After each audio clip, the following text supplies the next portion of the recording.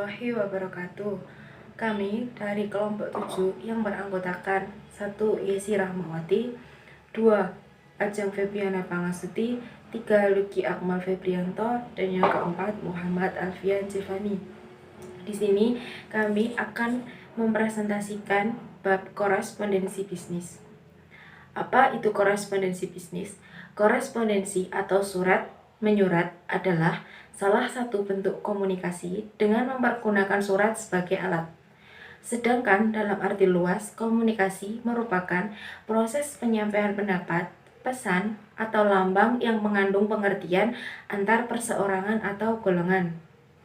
Selanjutnya, pengertian surat. Surat adalah alat komunikasi yang tertulis berguna untuk menyampaikan informasi dari satu pihak ke pihak yang lain. Saya Ajeng Febriana Pangastuti, NIM B100 170 147.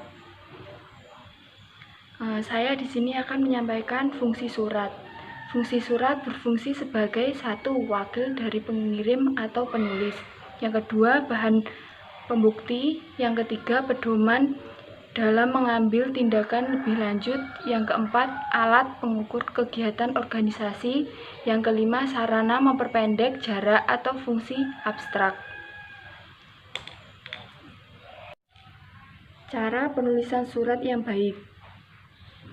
Penulis surat dapat menyusun surat yang baik dan benar dalam aktivitas korespondensi bisnis.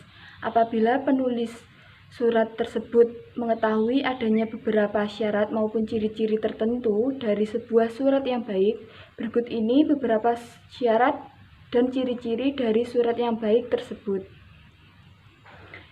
1. Bentuk surat harus disesuaikan dengan isi, pesan, dan singkat urgensinya. Yang kedua, bahasa yang dipergunakan tidak boleh kasar atau menyinggung perasaan dan tetap menjaga sopan santun. Yang ketiga, kalimat-kalimat dalam surat harus mematuhi kaidah-kaidah tata bahasa Indonesia yang benar. Oleh sebab itu, pengetahuan mengenai tata bahasa yang baik dan benar mutlak dibutuhkan. Yang keempat, isi surat tidak perlu terlalu panjang dan bertele-tele, tetapi menggunakan bahasa yang efisien, efektif, dan lugas.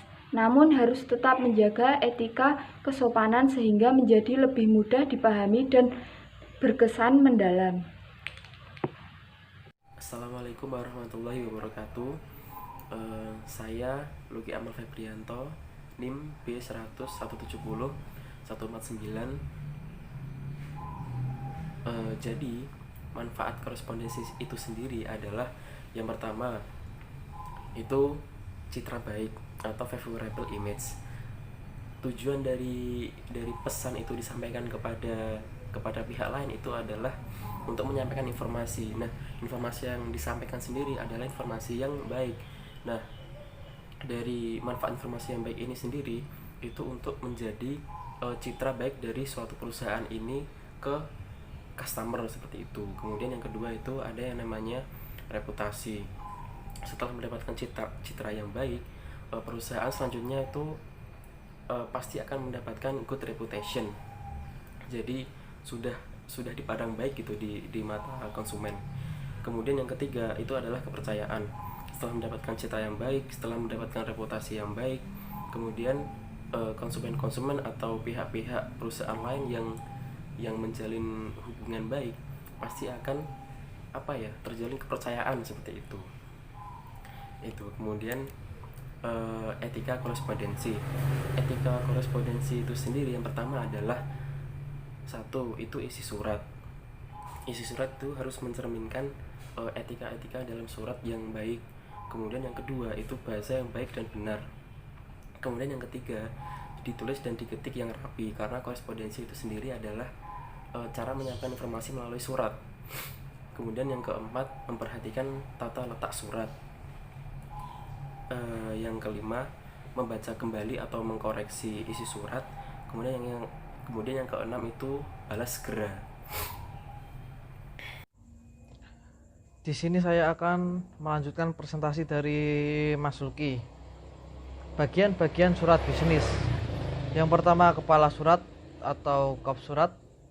Lalu kedua, nomor. yang meliputi nomor urut, kode intern, bulan, dan tahun pembuatan. Kemudian tanggal, yaitu tanggal di mana surat tersebut dibuat. Lalu hal atau perihal, yaitu hal-hal apa saja yang ada di dalam surat tersebut. Kemudian alamat tujuan, salam pembuka, isi surat, salam penutup, lalu nama organisasi atau unit organisasi yang mengeluarkan surat, kemudian nama penanda tangan, lalu jabatan penanda tangan, kemudian lampiran dan inisial pengonsep dan pengetik. Lalu contoh dari surat bisnis. Ini contoh surat perkenalan yang ditulis oleh PT Sama Vitro Elektrik Spesialis yang ditujukan kepada PT Elektronika Persada. Di dalam surat ini berisi tentang perkenalan alat-alat elektronik seperti televisi, mesin cuci, lemari es, AC, kipas angin, rice cooker, dan lain-lain. Kemudian ini contoh surat permintaan penawaran yang ditulis oleh PT Elektronika Persada yang ditujukan kepada PT Sama Vitro.